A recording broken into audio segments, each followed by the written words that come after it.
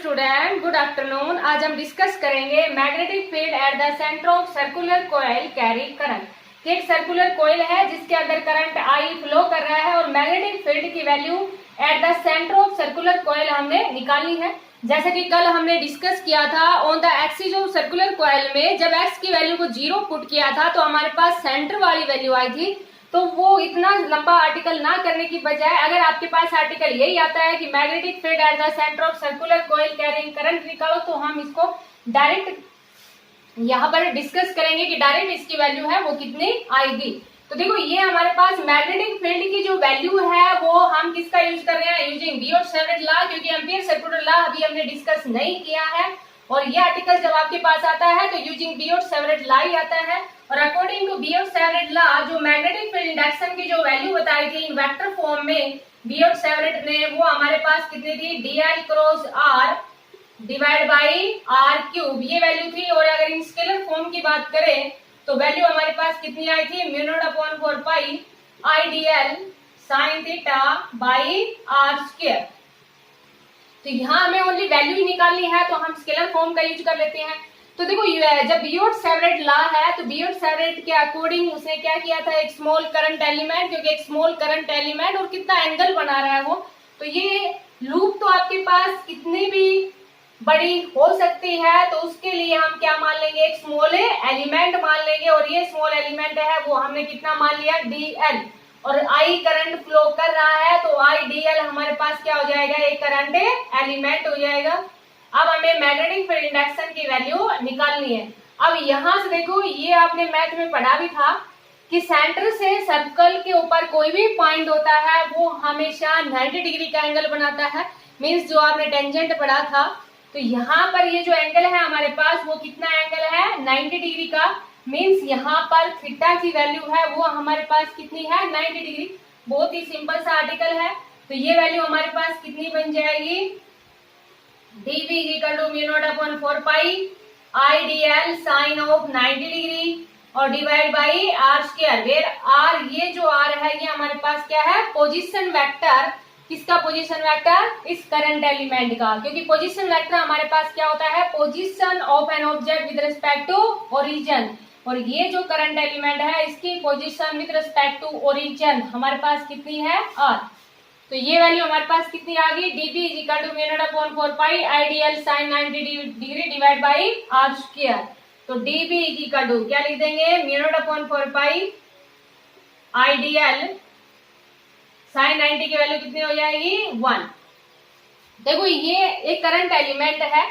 इस current element, क्योंकि current की हेल्प से मैग्नेटिक फील्ड प्रोड्यूस होता है, तो सेंटर के ऊपर वैल्यू कितनी होगी ये हम डिस्कस कर रहे हैं। तो यहाँ पर देखो dp is equal to mu not upon 4 pi I dl divide by r square आ गया। टोटल निकालने के लिए, ये तो एक स्मॉल एलिमेंट के द्वारा है, ये कंप्लीटली जो एलिमेंट है वो कितना हो सकता है, जितनी इसकी सरकमफेरेंस हो। और जो सरकमफेरेंस है यहाँ पर वो हमारे पास कितनी है, 2 पाई r, इसकी सरकमफेरेंस है वो कितनी है, 2 पाई r। तो टोटल निकालने के लिए टेकिंग इंटीग्रेशन बोथ साइड, दोनों तरफ क्या कर दिया, इंटीग्रेशन कर दिया। तो इधर तो हमारे पास कितना आ गया b, और इधर हमारे पास कितना आ गया, i बाई r स्क्वायर, और इंटीग्रेशन किसका कर देंगे, dl का। तो ये वैल्यू कितनी आ गई, mu naught upon 4 pi i by r square, और इसका इंटीग्रेशन करेंगे तो dl की वैल्यू कितनी है, 2 पाई r। तो देखो एक r से एक r कैंसिल हो गया। तो मैग्नेटिक फील्ड इंडक्शन की जो वैल्यू है ये आपको समझ आ गया होगा।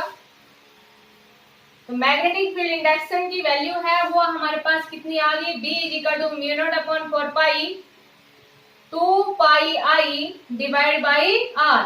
आपने कल भी देखा था यहाँ इस r की बजाय हमारे पास बस ओनली इस r की जगह कितना था, a था, क्योंकि वहां पर हमने कितना मान रखा था, ये रेडियस को यहाँ पर r मान रखा है, और वहां पर जब कल बात कर रहे थे एक्सिस की तो उसकी रेडियस को a मान रखा था। वैल्यू हमारे पास यही आई थी जब हमने स्पेशल केस लगाया, और वैल्यू यही आएगी कि मैग्नेटिक फील्ड है वो सेंटर ऑफ सर्कुलर कॉइल के ऊपर, उसकी वैल्यू है वो कितनी होती है, mu naught upon 4 pi 2 pi i by r। If the coil has entered कोयल है उसके अंदर अगर कितने टर्न्स हो, n टर्न्स हो, तो मैग्नेटिक फील्ड इंडक्शन की वैल्यू है वो हमारे पास कितनी आ जाएगी, mu naught upon 4 pi 2 pi ni by r।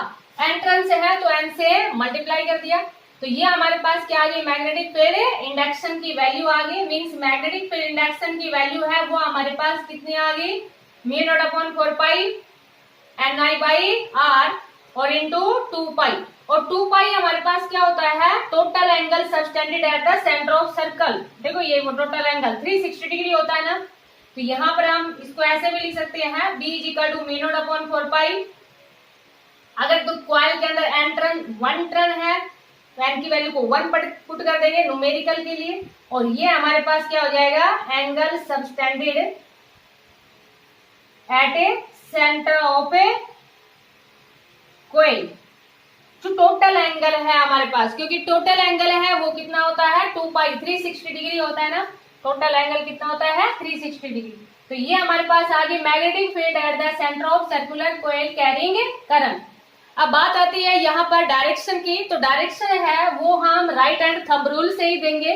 Again आपके पास ये वही आर्टिकल है, देखो वैल्यू यहाँ +2 में है, बल्कि इसका जो आर्टिकल था ये 10th में भी था कि मैग्नेटिक फील्ड की वैल्यू है at the centre of a circular coil carrying current, value कितनी होती है ये अभी आपने देख ली।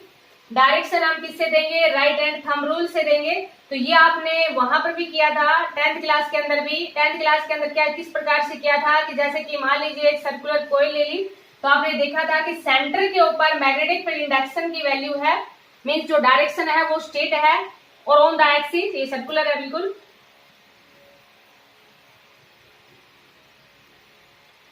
कि जैसे कि सेंटर के ऊपर तो मैग्नेटिक फील्ड इंडक्शन की जो वैल्यू है या जो डायरेक्शन है वैल्यू कितनी होगी, ये भी हमने डिस्कस किया।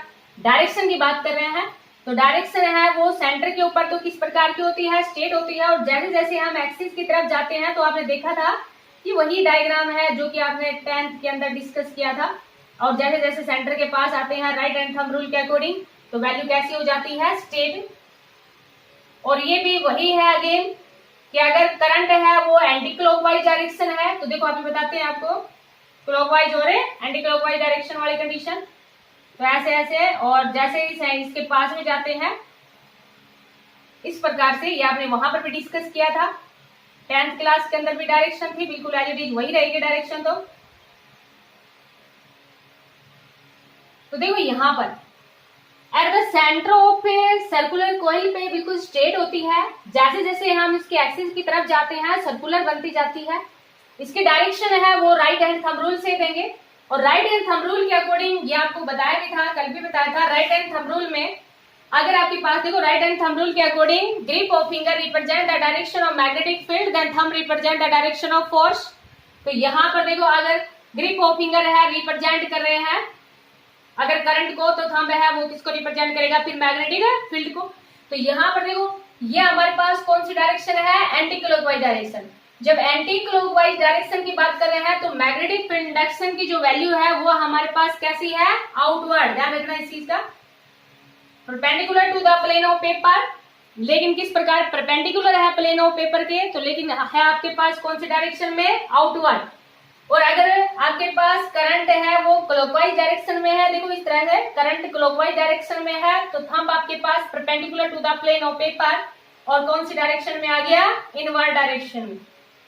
तो राइट हैंड थंब रूल का यूज करके हमने वैल्यू निकाली यहाँ पर कि ग्रिप ऑफ फिंगर है वो रिप्रेजेंट कर रही है करंट को, तो thumb represent the direction of force. तो यहाँ पर देखो एंटी क्लॉकवाइज डायरेक्शन है, तो मैग्नेटिक फील्ड की डायरेक्शन है वो perpendicular to the plane of paper और किधर होगी, perpendicular to the plane of paper और इनवर्ड डायरेक्शन में होगी। और अगर आपके पास करंट है वो क्लॉकवाइज डायरेक्शन में, सॉरी एंटी क्लॉकवाइज डायरेक्शन में फ्लो कर रहा है, तो मैग्नेटिक फील्ड है वो आउटवर्ड। और अगर क्लॉकवाइज डायरेक्शन में है तो magnetic field is perpendicular to the plane of paper और डायरेक्शन कौन सी हो जाएगी, इनवर्ड। तो ये है हमारे पास राइट हैंड थंब रूल। तो राइट हैंड थंब रूल के अकॉर्डिंग आप ध्यान रखना कि ये जरूरी नहीं है जैसे कि ग्रिप ऑफ फिंगर रिप्रेजेंट कर रही है करंट को, तो ये आपके पास किसको रिप्रेजेंट करेगा, फिर मैग्नेटिक फील्ड को रिप्रेजेंट करेगा, thumb represent the magnetic field.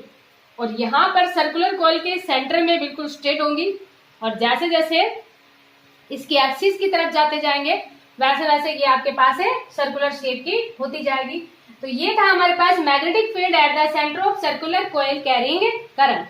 अब एक छोटा सा आर्टिकल है वो डिस्कस करते हैं, जो कि बीच में आपके पास बच गया था कि एक हमने अभी बियोट-सैवर्ट लॉ डिस्कस किया था लास्ट वीडियो में, और एक हमने फर्स्ट पीरियड के अंदर कूलॉम्स लॉ डिस्कस किया था, और आपको बताया भी था कि बहुत सारे आर्टिकल्स हैं जो आपके पास, जैसे कि उसमें इलेक्ट्रिक फील्ड लाइंस पढ़ा करते थे, यहाँ पर मैग्नेटिक फील्ड लाइंस पढ़ोगे, ऐसे ही वहां पर एक्सियल लाइन के ऊपर इलेक्ट्रिक फील्ड इंटेंसिटी की वैल्यू निकाल रहे थे, यहाँ पर मैग्नेटिक फील्ड इंटेंसिटी की वैल्यू निकाल, बहुत सारे आर्टिकल हैं वो एक दूसरे के सिमिलर रहेंगे।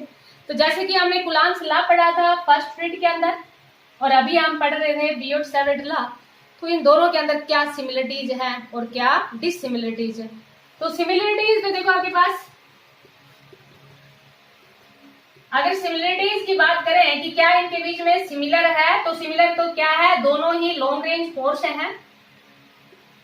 लॉन्ग रेंज फोर्स का मतलब दोनों के अंदर इनवर्स स्केल लॉ को ओबे करते हैं। यहाँ पर भी आप देख रहे हो बियोट-सैवर्ट लॉ के अकॉर्डिंग जो मैग्नेटिक फील्ड इंडक्शन की वैल्यू आती है वो हमारे पास कितनी आती है, μ0/4 pi ideal sine theta by r square. और जैसे कि आपने वहां पर कूलॉम्स लॉ पढ़ा था, तो कूलॉम्स लॉ के अकॉर्डिंग जो फोर्स था वो हमारे पास कितना था, वहां पर वैल्यू कितनी थी, 1/4 पाई एप्सिलॉन नॉट चार्ज और डिवाइड बाई आर स्क्वायर।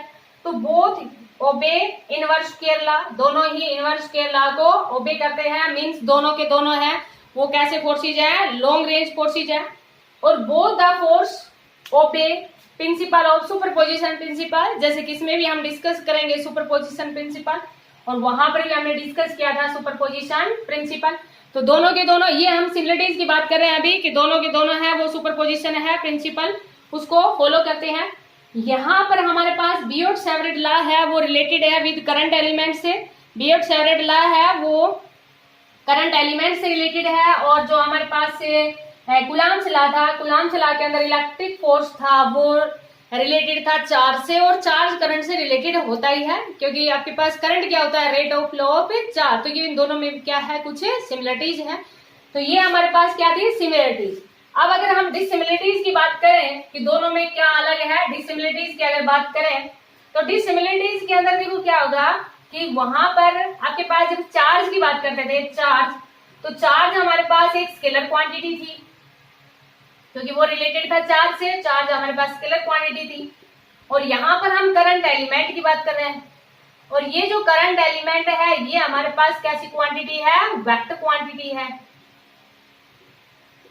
दूसरी मेन आपके पास क्या है कि जो उसमें हमने जो कूलॉम्स लॉ के अंदर हमने डिस्कस किया था कि चार्ज और जो सेपरेशन थे वो एक ही लाइन सोर्स की बात कर रहे थे, लेकिन यहाँ पर आइडियल और आर है, ये इसमें हम किसकी बात करते हैं, perpendicular to the plane of paper की बात करते हैं, means perpendicular to the I D L and R की बात करते हैं। और वहां पर हमारे पास दोनों में किसमें था, सेम लाइन सोर्स की बात कर रहे थे, मींस यहाँ हमारे पास जो electric perpendicular means I D L cross R की बात कर रहे हैं, और वहां पर हम जैसे कि जो हमारे पास चार्ज होता था और चार्ज के उसी लाइन सोर्स की बात करते थे, मींस वही सेपरेशन ले लेते थे, कोई परपेंडिकुलर है उसकी बात नहीं करते थे। तो ये हमारे पास क्या है, कुछ डिससिमिलरिटीज है।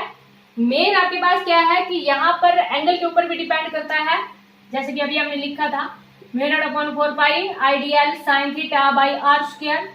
तो बियोट-सैवर्ट लॉ के अकॉर्डिंग या जो मैग्नेटिक फील्ड इंडक्शन की वैल्यू होती है ये एंगल डिपेंडेंट होती है, जबकि कूलॉम्स लॉ के अंदर कोई एंगल की बात नहीं कर रहे थे। तो ये हमारे पास क्या है, इनमें कुछ डिससिमिलरिटीज है। तो कुछ सिमिलरिटीज थी और कुछ हमारे पास क्या थी, डिससिमिलरिटीज थी। तो ये आपके पास जो अभी हमने आर्टिकल करवाया था magnetic field at the centre of circular coil carrying current, तो उससे रिलेटेड वेरी शॉर्ट कंसेप्ट के क्वेश्चन और कुछ न्यूमेरिकल्स हैं, वो भी आप सोल्व करने की प्रैक्टिस करना। Thank you.